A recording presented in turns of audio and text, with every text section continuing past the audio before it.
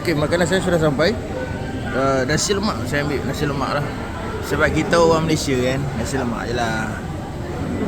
Telur 2 rebus, limun, udang, kacang, ikan bilis, ayam goreng dan sambal lah.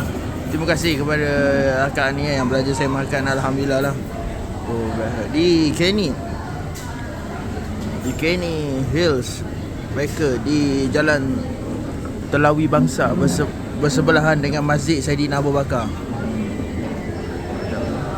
Ini pun harga pun saya rasa akak ni belanja saya mahal ni.